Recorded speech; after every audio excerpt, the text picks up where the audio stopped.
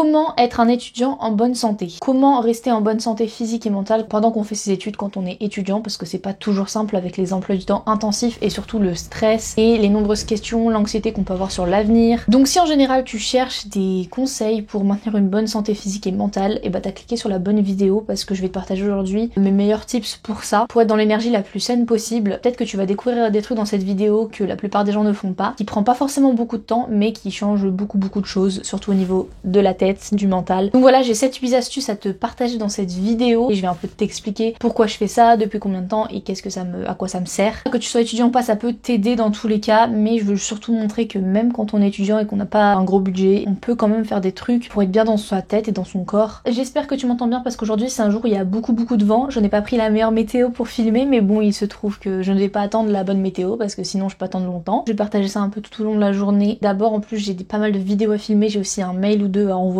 Donc il va falloir que j'installe mon trépied qui est juste derrière, devant cette fenêtre, pour pouvoir filmer des vidéos pour mon compte Instagram sur le sport. Si tu sais pas, j'ai plusieurs comptes Instagram et j'en ai un qui est spécialement pour le sport parce que c'est une de mes plus grandes passions. Du coup voilà, si t'aimes bien tous les sports en général, je parle de beaucoup de choses sur ce compte. Je t'invite à me suivre sur ce compte, c'est Vie le sport sur Instagram.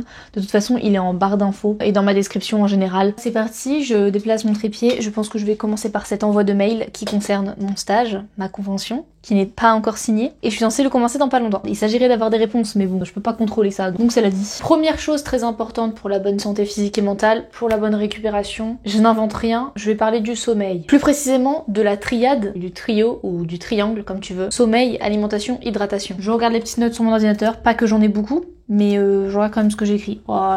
Cet ordinateur à déverrouiller, c'est c'est un délire. J'ai écrit 3 notes, je suis sûre que ça va me servir à moitié à quelque chose, mais c'est pas grave. Les idées sont plus dans ma tête qu'autre part. Donc, quand je parle du sommeil, je vais pas dire ouais, dormez bien et vous serez en bonne santé. Bien sûr que c'est évident, genre je pense que tout le monde le sait. Il y a des choses qu'on sait moins. En fait, on sous-estime beaucoup le sommeil, pas le fait de dormir, mais la qualité du sommeil, on la sous-estime beaucoup. Et la qualité du sommeil, selon moi, pour moi, elle repose quand même sur le fait de se coucher tôt. Parce que on peut dormir 10 heures, super, c'est bien, mais si on s'est couché tard, après minuit, déjà c'est très tard, c'est pas foufou. Parce que le sommeil sera de moins bonne qualité. En soi, le corps humain est fait pour dormir quand il fait nuit. On est calé sur le rythme du soleil, naturellement. Après, c'est vrai que les jours sont pas de la même longueur en fonction de la période de l'année. C'est pourquoi parfois en été, on a plus d'énergie parce qu'on voit plus le soleil. Et voilà, donc on sous-estime beaucoup la qualité du sommeil et le fait de se coucher tôt. Plus on se couche tôt, et mieux ce sera en fonction du moment. Ce sera pas la même qualité de sommeil. Et puis aussi le fait de dormir le temps qui vous convient à vous. Moi, je sais que si justement je dors trop, je suis très fatiguée, je suis éclatée, je peux rien faire, j'ai pas d'énergie. Enfin, je récupère pas bien non plus d'ailleurs. Mais il faut pas non plus que je dorme pas assez. Par exemple, ma tranche horaire, c'est qu'il faut au moins que j'ai 7 heures. Après, je vous conseille pour tous les adultes de avoir moins 7 heures de sommeil parce que c'est les recommandations basiques. Moi je sais que je suis entre 7 heures et 8 heures, 8 heures et demie. Aussi si vous pensez que les heures de sommeil peuvent se rattraper, ce n'est pas le cas. Aucune heure de sommeil ne se rattrape, quand c'est perdu, c'est la vie. Ça veut pas dire qu'il faut toujours ne jamais faire la fête, voilà, ne jamais se coucher tard. Le sommeil c'est vraiment un des trucs qui impacte le plus la santé sur le long terme. Si vous êtes étudiant et que vous êtes fatigué tout le temps et que vous avez du mal à récupérer, c'est parce que probablement vous dormez pas assez ou vous dormez pas bien en tout cas. Et ça peut être lié à énormément de choses, pas que le fait d'aller en soirée et de faire la fête, parce que ça peut être aussi lié beaucoup au stress, à l'anxiété, mais aussi parce qu'on pense que si on dort notre minimum d'heures, par exemple si vous devez au moins dormir 7 heures pour être bien, vous pensez que si vous faites minuit 7 heures, ça va. Mais en réalité, c'est pas le top. En réalité, il faudrait mieux que vous dormiez de 22 heures à 5 ou 6 heures. Donc voilà, souvent c'est l'erreur qui est faite, c'est de sous-estimer en fait pas le sommeil en général, mais la qualité du sommeil et comment on peut le gérer au mieux. Moi je sais que j'ai appris à me connaître, par exemple pour savoir combien d'heures je devais dormir. Il y a plusieurs nuits que j'ai fait sans mettre de réveil le lendemain, sans me coucher trop tard, et à chaque fois j'écrivais combien de temps je dormais très précisément, en me réveillant naturellement du coup. Ensuite j'ai fait une moyenne de tout ça, donc je sais pas sur combien de nuits j'ai fait ça, au moins 6 nuits je pense, et du coup c'est comme ça que j'ai évalué mon temps de sommeil. Après moi j'ai la chance d'avoir une petite montre connectée, je vous dis pas d'en acheter une particulièrement, mais par contre si vous en avez une, utilisez la fonction dodo quoi, enfin regardez comment vous dormez, à quel moment vous dormez le mieux, etc. Faites des tests, faut dormir, voilà. On peut avoir tendance à penser que récupérer ou se reposer, par exemple si on regarde une série ça suffit. Alors oui ça nous repose, mais déjà ça nous repose pas les yeux, et ce sera jamais aussi efficace que du vrai sommeil profond où vous dormez vraiment bien, où vous récupérez bien quoi. Deuxième chose importante, c'est l'alimentation pour être en bonne santé. Certes, ça je vous apprends rien, avoir une alimentation saine et équilibrée, c'est hyper utile pour la bonne santé, mais au-delà de la bonne santé physique, et au-delà du fait d'éviter les maladies par exemple, ça peut aider pour ça. Ou même aussi mentalement, ça fait du bien de savoir qu'on prend soin de son corps en le nourrissant avec les bons nutriments, avec ce qu'il faut, en mangeant à sa faim, ni pas assez ni trop, en mangeant pas trop de sucre parce que c'est pas quelque chose qui va nous donner de la bonne énergie, en tout cas d'aliments trop transformés. L'alimentation saine et équilibrée aide à la bonne récupération du corps et du cerveau cerveau. Par exemple, si vous allez manger des oléagineux, des noix, bah ça va être très bon pour le cerveau aussi.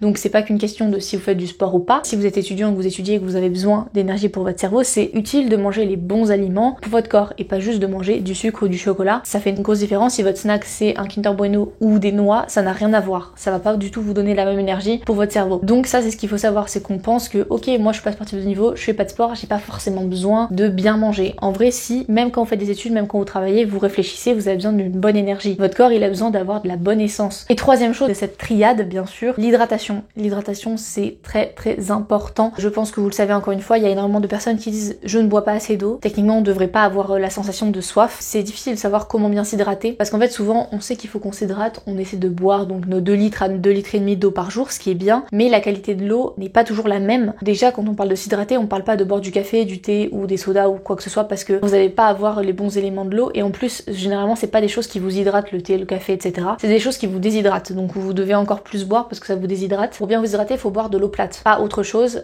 Aussi l'eau que vous trouvez dans votre nourriture, dans vos légumes, c'est de la bonne eau. Les légumes d'été, bien sûr, on y arrive, donc tout ce qui est concombre, etc. ou les fruits aussi, c'est de la très bonne eau, ça. Techniquement, c'est recommandé de pas boire votre litre d'eau d'un coup. Vos 2 litres ou 2 litres et demi dans la journée, il faut qu'ils soient bien répartis. Dans l'idéal, on recommande de boire techniquement tous les 20-30 minutes, ou de pas trop boire, 2-3 gorgées toutes les 20-30 minutes. Donc je dis pas que c'est possible, je dis pas que je le fais non plus, mais je bois régulièrement parce que j'ai ma bouteille d'eau à côté de moi, parce que j'ai mon verre d'eau à côté de moi. Et du coup, j'ai jamais vraiment soif, ou alors j'ai jamais très soif. Je me sens jamais totalement déshydratée parce qu'en fait, je bois déjà régulièrement dans la journée. Donc voilà, sur la triade sommeil, alimentation, hydratation, hyper important pour la récupération, pour la bonne santé physique et mentale. Et quand vous êtes étudiant, c'est possible, c'est pas des choses compliquées, c'est juste des petits tips à mettre en place. Ok, j'ai une alarme pour me coucher à cette heure-là pour être en forme demain. Planifier ses repas, prévoir où je vais manger quoi, à quel moment en fonction de ses courses. Et puis avoir une bouteille d'eau réutilisable toujours avec vous dans votre journée, peu importe où vous êtes. Et je t'invite à checker ma chaîne parce que j'ai déjà fait pas mal de vidéos food notamment, mais aussi pas mal de vidéos bonne santé et bien-être. Je te remets en barre d'infos, c'est une de mes toutes premières vidéos sur le bien-être, comment se sentir bien quand on est étudiant au quotidien. Astuce numéro 2, j'ai bougé, je suis revenue dans ma chambre parce que j'ai un truc à vous montrer pour cette astuce. Et j'avoue que le plan d'avant était un peu boring, on va pas se mentir. Je vais vous remontrer un truc incroyable. Je vous l'ai déjà montré dans une vidéo, mais je vous en ai pas assez parlé. Et pour récupérer, c'est vraiment pas mal. Pour se détendre, c'est incroyable. Dans le mental, ça joue de ouf. Je vous mets ici parce que c'est juste là que c'est rangé. Regardez dans mon placard. C'est pas un placard, c'est un... je sais pas comment on appelle ça. Parce qu'il n'y a pas de porte en fait. Donc c'est un dressing. C'est juste ici, regardez, en dessous de mes vêtements. Tac. Mais qu'est-ce que c'est que ça? Champ de fleurs. Un tapis pour faire de l'acupression. Oh waouh, de l'acupression les gars. Vous allez me dire qu'est-ce que c'est? Bah c'est comme de l'acupuncture sauf en moins hard. En fait c'est un petit tapis où il y a des petits picots. Donc là c'est en forme de fleurs. Il est fancy, vous voyez le tapis, genre waouh on a des petites fleurs. Mais ça fait des pics. Concrètement ça fait des pics et donc quand vous vous mettez dessus, au début ça fait un peu mal mais c'est pas énorme non plus et puis avec l'habitude tranquille et avec le temps tranquille. Moi je mets mon dos dessus donc je m'allonge un peu dessus et ça vous appuie partout dans le dos, vous pouvez faire remonter au cervical, vous pouvez aller jusqu'au coccyx en bas et ça fait du bien, ça détend de ouf. Moi je suis quelqu'un qui fait du sport tous les jours donc pour récupérer c'est pas mal. Je dis pas que la récupération se fait surtout avec ce truc là parce qu'en vrai non. Vous pouvez vivre sans, vous pouvez vous en passer mais j'avoue que ça c'est une de mes meilleures astuces. Aujourd'hui je l'utilise au moins une fois par semaine, voire plus. Il y a des fois où je le fais un peu moins mais voilà et puis dans ma famille je suis pas la seule à utiliser donc c'est bien rentabilisé. Quand j'ai des petites douleurs au dos parce que j'ai pas justement mon corps il a pas eu le temps d'assez récupérer sur les séances de sport et que du coup j'ai des petites douleurs aussi avec la charge mentale, la fatigue générale etc. Ben j'avoue que en plus de reprioriser mon sommeil, de me remettre à me recoucher plus tôt, dormir plus, ça avec combiné c'est vraiment pas mal parce que du coup j'ai l'impression que je dors mieux, que je suis plus détendue et en fait c'est pas juste physique, c'est des petites douleurs lombaires, ça peut aider, ça peut vraiment aider à récupérer plus vite on va dire. Je dis pas que c'est genre une pilule magique qui va tout vous régler, non, on va dire que ça va un peu accélérer la récupération, vous allez plus vite vous passer de ces petites douleurs et tout, et aussi mentalement en fait. Mentalement ça joue de ouf parce que ça va aussi détendre tout le haut du dos, les cervicales etc. Et généralement quand on est stressé, quand on a de l'anxiété, de la charge mentale, que voilà on réfléchit beaucoup, que là-dedans il y a plein de trucs, bah généralement on a mal au cervical aussi et au dos, donc en fait de relâcher cette zone là ça fait du bien mentalement, on se sent plus léger. Quand on s'enlève du tapis en fait on a vraiment une sensation de... Je saurais même pas l'expliquer, c'est juste une sensation sensation de bien-être. Après celui-là forcément je sais que c'est un peu de la marque dans son domaine, donc il a coûté un certain prix, je peux pas vous dire quoi, mais il y a peut-être des trucs qui sont un peu plus abordables. En fait quand j'ai envie d'optimiser ma récupération, parce que j'ai envie quand même de continuer à faire du sport tous les jours, alors sinon je réduis l'intensité, je réduis le temps des séances, si vraiment je récupère pas assez vite, ou je vais faire un truc genre yoga et mobilité à la place de faire du cardio ou de la musculation. Mais quand j'ai vraiment envie d'optimiser ma récupération, parce que j'ai quand même pas envie de me passer d'une ou deux séances de sport, je vais mettre tout en place pour récupérer plus vite, et ça en fait partie. Et potentiellement, ça se trouve, vous avez ça chez vous, vous savez pas que c'est là, vous savez pas ce que c'est et à quoi ça sert, et vous pouvez l'utiliser. Je dis ça parce que c'est du vécu. Moi de base j'avais ça chez moi, c'était pas pour moi, c'est pas moi qui l'avais acheté, et aujourd'hui c'est moi qui l'utilise notamment. Et de toute façon vous avez pas spécialement besoin d'être sportif de ouf pour l'utiliser, dans tous les cas ça fait du bien. Comme je vous dis, si vous avez juste de la charge mentale et du stress, je pense que ça peut grave détendre. Plus vous avez du stress, de la charge mentale et de l'anxiété, plus vous allez être tout tendu des muscles. Faites croire à votre corps que vous êtes détendu, donc détendez vos muscles, et votre cerveau il va peut-être commencer par y croire. Vous voyez ce que je veux dire? Donc on fait un peu le processus inverse, mais pourquoi pas. Moi personnellement, plus je le fais juste avant de dormir, donc du coup quand je dors je me sens légère quoi, waouh, détendue et tout, et c'est pas mal agréable. Si vous avez du mal à vous endormir, ça peut peut-être aider. Deuxième solution, si vous avez du mal à vous endormir, la méditation. Troisième astuce, c'est aussi un petit peu un truc qu'on pense pas du tout, c'est un truc que je fais depuis maintenant. Depuis un an peut-être, mais régulièrement, ça fait depuis octobre 2023 très précisément, c'est de faire des bains froids. C'est incroyable les bains froids, les bienfaits que ça a, et on s'en rend pas compte avant de le faire. C'est un peu dur bien sûr, et les bains froids c'est incroyable, c'est utile, peu importe que vous soyez sportif ou pas. Ça peut vous faire du bien aussi, même mentalement pareil, vous déstresser, vous détendre. Alors après je dis pas, c'est pas toujours facile de trouver un endroit où faire du bain froid. J'ai la chance de vivre à côté d'un lac, il est froid en hiver et la plupart de l'année finalement, sauf quand on est en été qui fait plus de 30 degrés. Moi je vais là-bas. Après si vous avez un point d'eau pas loin de chez vous, ça peut peut-être suffire, même si vous faites pas un bain froid à 5 degrés. Moi personnellement la première fois que je me suis baignée à 5 degrés, j'avais déjà fait énormément de bains froids avant qui étaient à 15, 12, 10 degrés. Même juste un bain froid, en fait plus froid que ce que vous avez l'habitude de vous baigner, donc à 15 degrés, ça reste chaud, mais ça reste, en été vous baignez jamais à 15 degrés quoi, c'est assez rare. Et donc du coup ça va quand même en fait vous habituer au froid. Déjà ce qui est cool c'est que ça vous aide à devenir moins frileux dans la vie. Et les bains froids c'est juste hyper bon pour la santé, mais hyper bon pour la santé physique. Ça accélère la récupération, ça renforce votre système immunitaire, donc potentiellement ça évite les maladies, ça optimise, ça accélère la récupération. En tout cas moi je l'ai observé avec mon corps, dans le sens où j'ai des douleurs aux articulations parfois, ça m'arrive parce que j'augmente mes séances de course à pied, ça fait un petit moment que je le fais, je peux pas forcément diminuer le reste non plus, et donc les articulations prennent souvent des coups, c'est normal quand on fait de la course à pied. Honnêtement je fais un bain froid, je ressors, je n'ai plus mal nulle part. J'ai plus mal aux genoux, j'ai plus mal aux psoas, j'ai plus mal aux chevilles si c'est le cas. C'est incroyable, et en plus quand on sort du bain froid, on se sent si bien, on se sent plus léger, on se sent flotter, on sent une sensation de bien-être, que si vous en faites régulièrement ça va avoir sur le long terme des bienfaits, mais en fait même sur court et moyen terme vous sentirez des bienfaits plus mentaux, peut-être plus psychologiques de bien-être, mais en fait aussi physique, parce que j'ai envie de vous dire, je le sens aussi physiquement personnellement, la sensation de bien-être. Et même les bains froids c'est au-dessus de l'acupression et de ce que je vous ai montré avec ce petit tapis. Pour moi c'est encore mieux que l'acupression. Donc voilà, si vous avez l'occasion de faire des bains froids de temps en temps, c'est génial. Et si vraiment vous avez un point d'eau à côté de chez vous, faites-en régulièrement. Pendant longtemps je l'ai fait une fois par semaine, sinon c'est un peu moins, ça peut être toutes les 2 semaines ou tous les 10 jours, ça dépend du temps et de ce que je fais en ce moment. Le mieux c'est aussi même de l'alternance avec les bains chauds, donc c'est très très bon aussi pour le système immunitaire et tout ce qui est alternance entre le chaud et le froid. Ou alors par exemple si un jour vous avez l'opportunité de prendre un bain et que vous prenez un bain chaud parce que vous avez besoin de vous détendre les muscles, de vous faire du bien et tout, au moment de sortir et d'arrêter votre bain, passez-vous à l'eau froide, même si c'est pas très très froid, ça va changer la température de votre corps, ça va vous réguler et du coup ça va vous faire du bien. Même si vous pouvez pas faire ni de bain froid ni de bain chaud,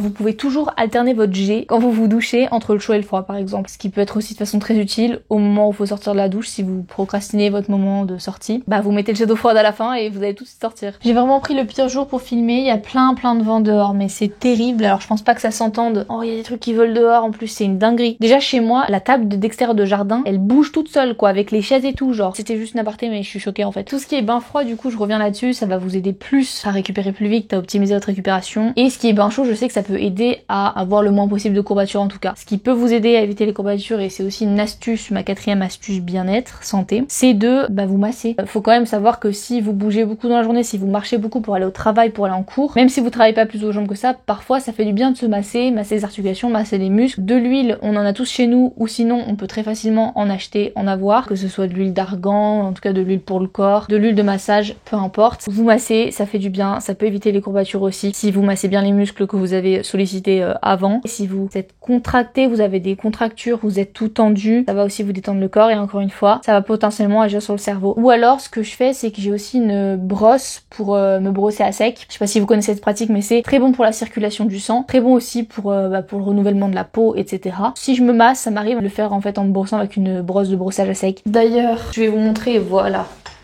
une petite brosse comme ça pour se brosser à sec. Et deuxième astuce, tac, je vais vous montrer ça aussi parce que c'est intéressant. Ça c'est pour le visage ça. Donc la petite brosse pour se brosser à sec, je ne sais absolument pas d'où elle vient. C'est pas moi qui l'ai acheté. Mais ça je pense que vous en trouvez à tellement d'endroits. Franchement trop stylé.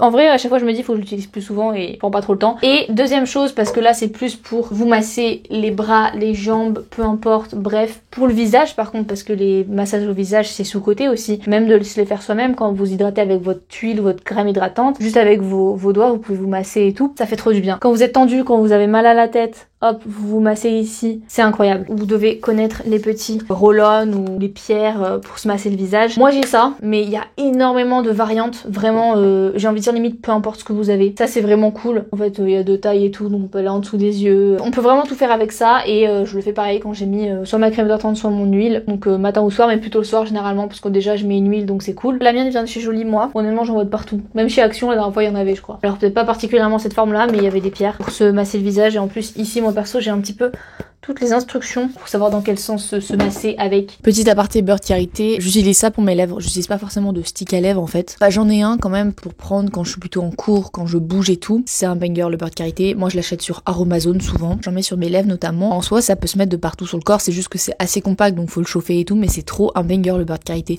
Bon ça vous aidera pas particulièrement à récupérer ou à être en bonne santé, mais ça aide à hydrater. C'est parti avec la prochaine astuce du coup, plus une astuce récupération, c'est d'utiliser, si vous avez chez vous bien sûr, mais encore une fois c'est facultatif, des petits rouleaux de massage, de vous faire des petits massages comme ça, c'est-à-dire que vous pouvez vous masser vous-même mais vous pouvez aussi utiliser un rouleau ou une balle tout simplement. Ça m'aide sur mes séances de mobilité, souplesse, étirement, yoga, dans le sens où le plus important c'est pas forcément d'avoir ces outils là mais c'est de faire pour bien récupérer. La mobilité et des étirements, ça c'est super important parce que même si vous faites pas de sport ça va vous faire du bien dans la tête, c'est-à-dire que c'est un truc qui va vraiment vous détendre, ça va vous faire du bien si vous êtes stressé par exemple. Après ça peut être voilà plus sous forme de yoga en mode méditatif etc. En plus des yogas il y en a énormément des différents, certains qui vont être plus intenses et d'autres qui vont être plus détente et étirement, donc en fait en fonction de si vous avez plus envie de bouger un petit peu, de vous donner de l'énergie ou si vous êtes plus en mode en fin de journée et vous avez envie de vous reposer, bah vous pouvez choisir différents types de yoga. Bien sûr que c'est évident que aussi si vous voulez être en bonne santé, bah faut faire du sport en général, donc je vais pas vous rabâcher ça parce que je pense que vous le savez déjà, mais par contre faire à côté dans tous les cas sport ou pas des séances de mobilité et d'étirement, ça va vous aider à être dans une bonne énergie de bien-être, à récupérer, à vous reposer, à reset en fait votre corps et votre mental. Et du coup moi en complément de ces séances là, bah, je vais utiliser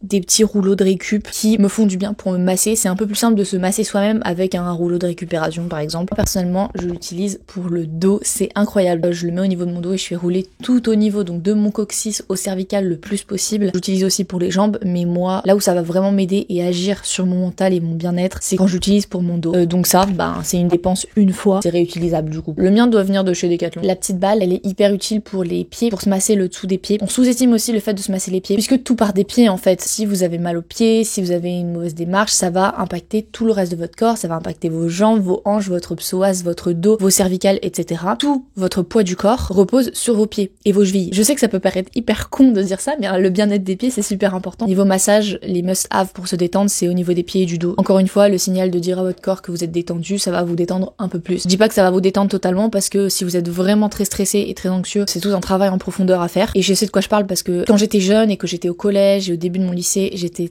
tellement stressée comme personne, mais en fait j'étais stressée tout le temps pour tous les trucs de la vie, genre pour le fait de parler en public, pour le fait d'avoir un contrôle le lendemain et tout, enfin pour des trucs très bêtes, mais tous les trucs de la vie me stressaient ou presque, et franchement ça prenait une énergie de ouf quoi. Et depuis j'ai fait un travail de ouf pour être détendue, et c'est pas juste grâce à ça, c'est un travail plus profond. Si tu cherches plus de conseils sur le stress, je te mets en barre d'infos ma vidéo sur le stress et l'anxiété, comment réduire tout ça, je donne des conseils plus en profondeur dans cette vidéo. Franchement si je peux te faire gagner un peu plus de temps que ce que j'ai pris pour moi à me déstresser dans la vie, bah c'est cool. Vous allez additionner toutes les techniques que je vous donne et pense, plus vous allez être en bonne santé. Faut se dire que la santé physique et mentale vont ensemble dans tous les cas. C'est quelque chose de complet, c'est quelque chose de global en fait. Et c'est possible même quand vous êtes étudiant, et c'est possible même quand vous n'avez pas de moyens. Il y a certains trucs que je vous donne dans cette vidéo. Certains je les fais depuis pas longtemps, mais d'autres je les fais depuis plus longtemps. Je les ai fait quand j'étais en Angleterre dans ma petite chambre de 13 mètres carrés. Donc voilà, n'hésite pas à me poser des questions en commentaire s'il y a des trucs que t'as pas bien compris et que tu as besoin de plus de conseils. Une des dernières astuces, c'est de pratiquer une période de jeûne un peu plus longue que ce que t'as l'habitude de pratiquer. Je te dis pas de sauter un repas, pas du tout. Il faut manger quand t'as faim, il faut écouter ton corps et d'écouter sa faim le plus possible. Et moi c'est vrai que je pratique le jeûne intermittent,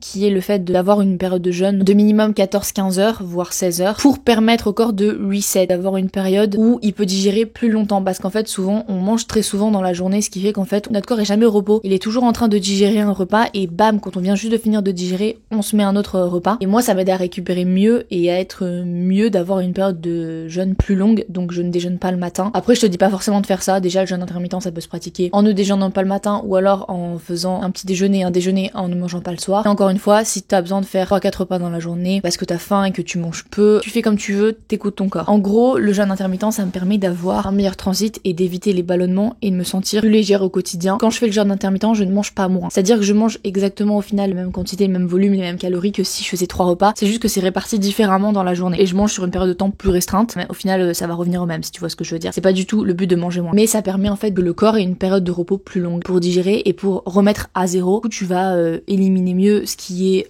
pas bon pour ton corps et tu vas mieux digérer. Tu laisses plus de temps à ton corps en fait de se nettoyer jusqu'au prochain repas. Si t'es pas du tout dans le délire du jeûne et que t'as faim et que c'est trop dur pour toi de tester le jeûne, je te dis pas de le tester. Par contre, si t'es ouvert à ce nouveau type de truc et qu'en plus t'as pas particulièrement faim le matin, ben te force pas à manger si t'as pas faim le matin. Ça veut dire que tu mangeras plus à un autre moment de la journée et c'est pas grave, peu importe en fait à quel moment tu manges. Le but c'est de se reconnecter à sa faim profonde. C'est pour ça que le jeûne intermittent ça me permet plus de reconnecter à ma faim, ça me permet plus de la sentir et de savoir quand j'ai faim et quand j'ai pas faim. Du coup ça me permet plus facilement de m'arrêter de manger quand j'ai plus faim, mais de savoir quand j'ai vraiment faim ou pas. Et quand c'est une envie de sucre et c'est pas ouf, et quand j'ai vraiment faim. Ça te permet en fait de mieux choisir tes aliments et de mieux manger au quotidien. Personnellement, bah voilà, je me restreins jamais, je continue à manger du chocolat, de faire des repas plus riches et plus copieux et plus plaisir quand j'en ai envie. Mais c'est la règle des 80-20, ça c'est 20% du temps, et 80% du temps, je suis sur une alimentation saine et équilibrée, avec mon jeûne intermittent, etc. Donc voilà, le matin, moi je bois de l'eau et je bois du café, et c'est tout. Ça dépend aussi de quand tu fais ta séance de sport. Après, moi dans tout le cas, je fais mon sport le matin, sans manger particulièrement. Donc en fait, ça dépend si t'as besoin de manger avant le sport ou pas. Et si tu fais ton sport le matin, le midi ou le soir, je préfère ne pas manger avant le sport, parce qu'en gros, si je mange juste avant le sport, bah ça dépend à quel moment, mais du coup, je vais être sur la digestion. La digestion, ça te prend de l'énergie. Du coup, j'ai pas d'énergie pour faire mon sport puisque je suis sur la digestion qui me prend de l'énergie. Et aussi, bah généralement, si j'ai mangé pas longtemps avant, je vais sortir un peu mon repas dans mon ventre, donc je vais me sentir plus lourde. Pour le sport, c'est vraiment pas ouf. Encore une fois, ça dépend de chacun, il faut s'adapter à son corps. Le plus important, je crois, dans cette vidéo, pour la bonne santé, c'est d'écouter son corps sans être passif et sans se laisser aller, parce que y a la différence entre écouter son corps et se laisser aller, et écouter son cerveau, ses envies, et les envies de sucre et les envies de procrastiner, de regarder une série, voilà, des trucs comme ça. Donc il y a deux trucs. Quand je dis écouter son corps, c'est la vraie écoute de son corps et de ses besoins physiologiques. C'est revenir à des choses plus simples, plus saines et plus naturelles. Et plus vous allez utiliser les réseaux sociaux et les écrans et les plateformes de streaming de façon intelligente et mesurée, et plus je pense ça peut être bon pour la santé physique et mentale, puisqu'on sait à quel point les réseaux sociaux pour la santé mentale, parfois ça peut être nocif si on est trop dessus. Alors ça peut être super et positif, mais voilà, il y a un entre-deux à trouver. Pour la santé physique aussi, hein, parce qu'on sait très bien que si toute la journée on reste devant Netflix, niveau santé physique c'est pas ouf non plus, mais niveau santé mentale non plus, parce que généralement on n'est pas très fiers de nous après l'avoir fait et ça nous a rien apporté. Je pense que t'as compris l'essence de mon conseil et j'espère que ça peut t'aider, et n'hésite pas à me partager en commentaire tout ce que tu fais toi pour être en bonne santé. Encore une fois, dernier conseil, travailler sur sa santé mentale en profondeur, tout est lié. Je reviens sur la question du stress et l'anxiété, parce qu'en fait c'est le cas d'énormément d'étudiants d'être stressés et anxieux. Ça se voit pas chez tout le monde. Si tu es étudiant et si tu es stressé tout le temps et anxieux tout le temps ou anxieuse, tu n'es vraiment pas seul. Donc en fait on est tous dans le même panier, et mon plus grand conseil, 1, d'aller voir ma vidéo sur le stress qui est en barre d'infos, mais 2, c'est d'écrire tout ce qui se passe dans ta tête, de te décharger mentalement de tes émotions, de tes pensées négatives, des trucs qui te tracassent au quotidien. Écris tes doutes, tes peurs, tes tracas. Écris aussi sur les trucs positifs, ça fait aussi du bien, sur la gratitude, sur les trucs qui te rendent heureux, ça entraînera des bonnes énergies positives. Et écris aussi sur toi-même, où tu te vois à l'avenir, quelle est ta vision personnelle et professionnelle, qu'est-ce que tu veux faire, etc. Parce que même si tu sais pas ce que tu veux faire de ta vie et que t'as des doutes et que tu sais pas où tu veux aller, bah ok, prends des trucs simples. Qui est la future toi et qu'est-ce que t'as envie pour la suite de ta vie en fait, c'est ça. Quelles énergies, quelles personnes autour de toi, dans quel milieu, où tu aimerais vivre dans l'idéal, etc. Et ça va juste aider à avoir moins d'angoisse, je pense, et de stress. Parce que ok, tu sauras pas tout, mais le fait d'écrire dessus, ça va déjà juste faire du bien. Tout ça, c'est vraiment des trucs simples, mais je te jure que ça aide de ouf. Moi, ça m'aide de ouf, et il y a des jours où j'écris moins, il y a des jours où j'écris pas. Et surtout, il y a des moments où je le fais pas pendant plusieurs semaines. C'est pas les meilleurs moments, honnêtement. Les meilleurs moments, c'est les moments où j'écris. Il y a plein de fois où j'ai l'impression que tout va bien, en fait je me rends compte que bah pas tout va bien, il y a des trucs où j'ai peur, je doute et tout, et c'est quand j'écris que je m'en rends compte. Mes meilleurs conseils pour la bonne santé, pour savoir ce qu'on a besoin et ce qu'on n'a pas besoin, savoir ce qui nous sert et ce qui nous dessert dans la vie. Tu vas y arriver, je te souhaite le meilleur. Tu peux avoir un mode de vie qui te convient, qui est sain, même en étant jeune, même en étant étudiant, même en étant au collège ou au lycée, même avant c'est possible. Moi j'ai commencé à avoir ce type de mode de vie, j'étais au lycée, tout est possible, c'est un chemin, mais tu peux y arriver. Voilà, sur ce je te laisse, j'espère que cette vidéo t'a plu. N'hésite pas à t'abonner, à liker la vidéo, à partager, à me dire ce que t'aimerais voir sur ma chaîne. On se retrouve très vite sur YouTube pour une prochaine vidéo. J'ai pas mal de conseils étudiants à venir, des conseils pour l'oral probablement, des conseils sur les études post-bac en général. Je te souhaite une bonne journée, une bonne soirée et à la prochaine.